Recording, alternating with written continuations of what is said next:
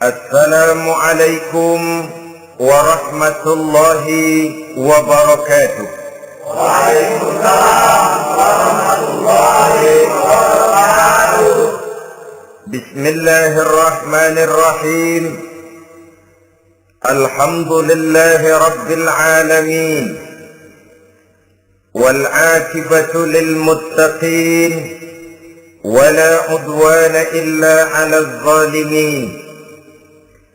والصلاة والسلام على أشرف الأنبياء والمرسلين سيدنا ومولانا محمد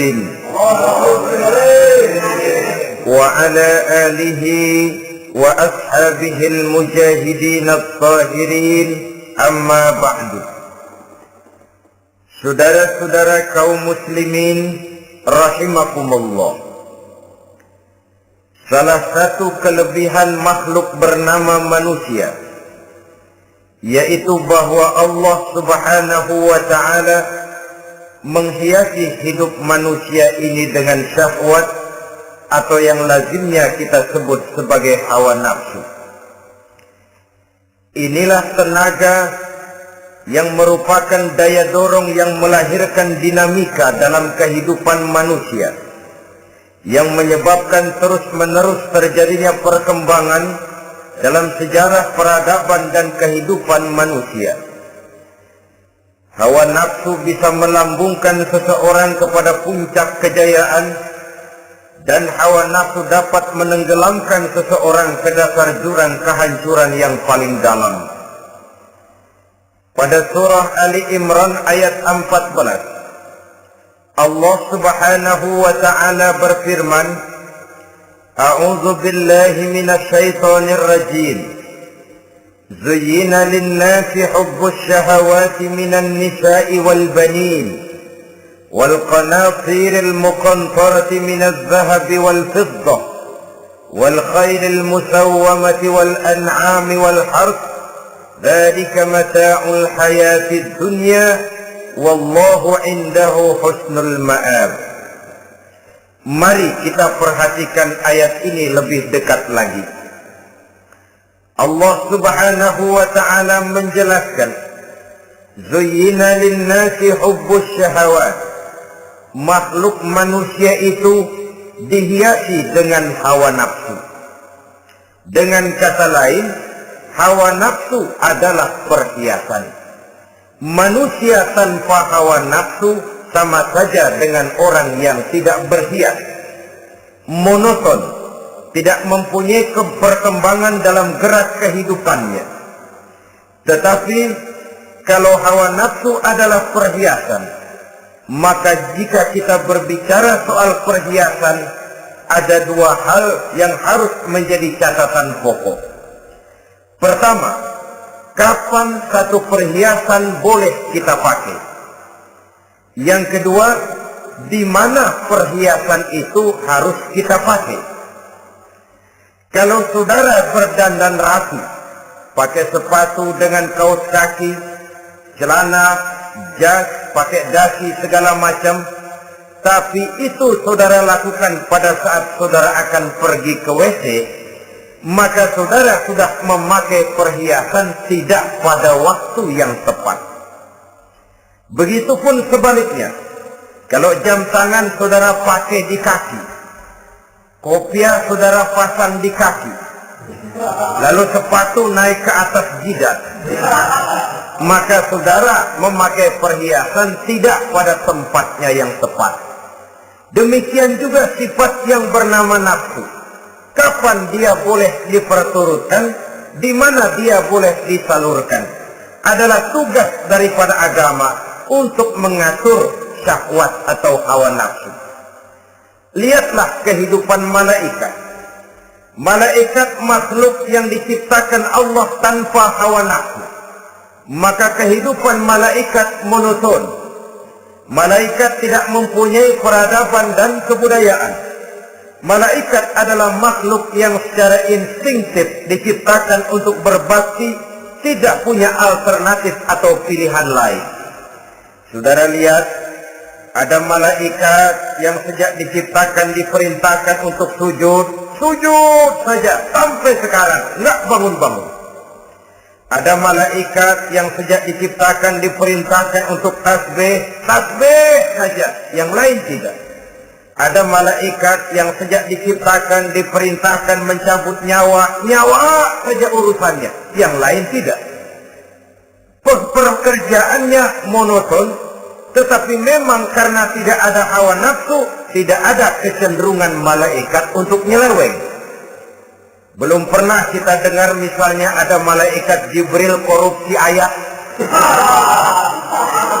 Ini kelihatannya ayat bagus ini, nggak usah disampaikan kepada bawahan Muhammad, dipakai sendiri saja. Tidak. Kita belum pernah dengar malaikat maut keliru mencabut nyawa orang yang belum waktunya modal. Belum pernah. Malaikat itu ibadun mukramun, la ya'suna Allah fima amarahum wa yaf'aluna ma yu'marun. Maka kehidupan malaikat adalah monoton. Dinamika tidak ada, peradaban dan kebudayaan juga tidak ada. Andai kata bumi dan seluruh isinya diserahkan kepada malaikat untuk mengisinya, barangkali saudara tidak akan pernah kenal jembatan Semanggi, saudara tidak akan pernah kenal Monas, gedung-gedung bertingkat, gedung-gedung pencakar langit. Semua yang menggerakkan itu adalah karena manusia mempunyai hawa nafsu. Nah, kemudian pada kalimat berikutnya Allah memberikan rincian. Apa nafsu kepada apa yang paling menonjol dalam kehidupan manusia itu? Pertama, minan nisa, hawa nafsu kepada perempuan. Ini tentu yang ditujukan laki-laki. Dimanapun saja makhluk bernama laki-laki, kalau dia normal, tidak impoten, mesti suka kepada perempuan. Itu wajar, bin pantas alias normal. Tetapi tadi saya katakan di awal, nafsu kepada perempuan adalah perhiasan. Kapan makainya, di mana makainya, itulah tugas agama memberikan tuntunan dan aturan. Saudara-saudara kaum muslimin rahimakumullah, nafsu kepada wanita dapat mengantarkan seseorang kepada puncak kejayaan, tapi nafsu kepada wanita bisa menenggelamkan seseorang ke jurang kehancuran. Bergantung kepada latar belakang apa yang mendorong timbulnya syahwat tadi. Dengan kata lain, motivasi syahwat tadi digerakkan oleh iman dan ketakwaan, atau semata-mata karena memang syahwat yang merupakan kendaraan iblis. Penyelewengan pertama yang terjadi dalam sejarah kehidupan manusia adalah penyelewengan yang dilakukan oleh Nabi Adam alaihi salam pada saat ia memetik buah khuldi. Kenapa itu dilakukan oleh Nabi Adam? Karena terdorong oleh rasa sayang dan cinta kepada istrinya Hawa.